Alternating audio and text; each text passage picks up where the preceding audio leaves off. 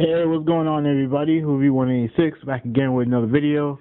I just got back from work, so I'm about to, hit the hay, but I might as well do this video. I'm gonna like this be a channel update, quick one, real quick. I'm gonna be doing more topics of stuff that interests me. Like I did the Jeremy Lin one yesterday. And I'm going to do this one today, and I'll still talk about video games and stuff like that. But I feel like I need to branch out a little bit more with my YouTube channel, so I'll do that. Anyway, this topic is about UFC 149. Now, I didn't watch the show because I had to work, and the card didn't really pique my interest much. But the main card. Well, the main card for me got fucked up when Cruz fucked up his leg, with I think it was a torn ACL. Because I'm a big fan of both Dominic Cruz and Urijah Faber, and I really liked the rivalry. And when he went down, I didn't really want to see the fight. I'd never seen what's that dude's name, Renan Barrero. I'd never seen him fight before. Apparently, he's undefeated, so, obviously, regardless of where he won the majority of his fights from, I mean, what was it, 28-0 or something like that, or something like that. Being undefeated in MMA is impressive feat regardless, you know what I mean? So, because in MMA, you can always, one shot and, you fuck up once and it's over and you're done. But yeah, I know they fought, and I know Urijah lost the fight. And I'm not surprised that Urijah lost. My bad for that, people. I'm recording this from my phone, but anyways, 149. Barrow won. Barrow, I don't know how to pronounce his last name, but anyways. He won by unanimous decision over Urijah, which I'm not surprised. But like again, this is like Urijah Faber. I think his time as a championship contender is finished. I mean, he's lost 5 straight title matches. I mean, the UFC has done everything they can to make him. They've given him so many opportunities, and he can't, he can't do it. And it's kind of sad because when he was in World Extreme Cage Fighting, WEC, I mean, he was their top guy. He was their main attraction. He was what was it? I think he was their featherweight champion. I think, yeah, he was their featherweight champion.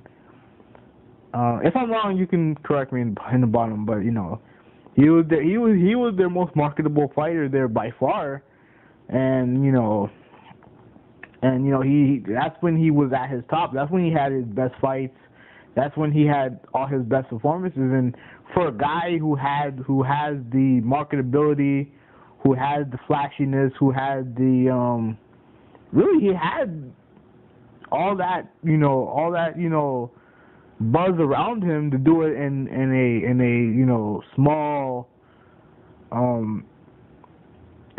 stage like WEC, and I don't mean that in a discouraging way, because WEC was a fucking great organization when they were on, what I mean, especially when they downsized to just showing the lighter fighters, what I mean? So it just, you just saw nothing but just great fights back to back, and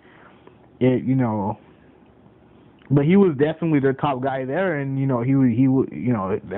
a lot of buzz. The first pay-per-view, I think it was the only pay-per-view, he was the main event. You know what I mean? Against it was against Jose Aldo, but ever since WEC, ever since he got knocked out by Mike Brown, I don't know, I forgot what year it happened, but ever since he got knocked out by Brown, he hasn't been able to win any sort of title. He lost the second fight to Brown, which was a fucking phenomenal fight. I mean, he broke his hand during the fight, and he kept trying to throw elbows throughout the entire 5 rounds. It was a great fight. Both men were were awesome in that fight. I think Brown hurt himself as well, but whatever. And then they gave him the shot against Aldo at the pay-per-view, at the WEC pay-per-view. He lost that fight by unanimous decision, and then he lost to Cruz in their second fight by split decision, I think. And then obviously now he lost to Burrell.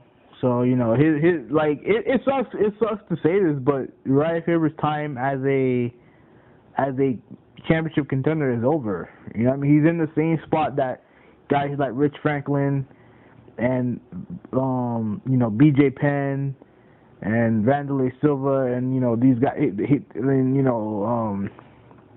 guys like that. They're in a spot now where they're not, they're still big names. He still can draw.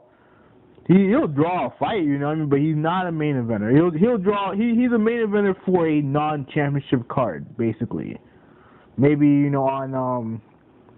on Fox main event or FX, but he's not a championship contender. He's not a main eventer no more. And it sucks because he's one of my favorite fighters. I know people don't like him, but he's one of my favorite fighters. But for a guy who had the charisma, the marketability, the fighting style, the aesthetically pleasing fighting style that he has, and for him to come to UFC and not be able to be a champion and really help that company in that way is sad. It sucks, but it is what it is, man. And this sucks because I really wanted to see Cruz Faber 3. The only way it'll happen now, I think, is if Cruz comes back. I don't think he's gonna come back in time for Brow to be his first title defense. It's like Brow's gonna have to fight someone else first before even even before Cruz is even ready to step back in and try to unify the damn, what title are they fighting over? I can't remember. I'm kind of tired, but I think it's bantamweight. I don't know. If I'm wrong, again, put it down in the bottom. But anyways, Cruz is gonna take Cruz some time. So let's say if Brow has his fight and he needs time to recover, and Cruz comes back, maybe that's the only time I can see Faber Cruz 3 happening. Even if it's not for a title, it definitely it's a great grudge match to have. And that's I still want to see Faber Cruz 3. I think it'll be a great fight, and definitely a fight that I will go watch. But anyways, this is Hoobie 186. I'm out.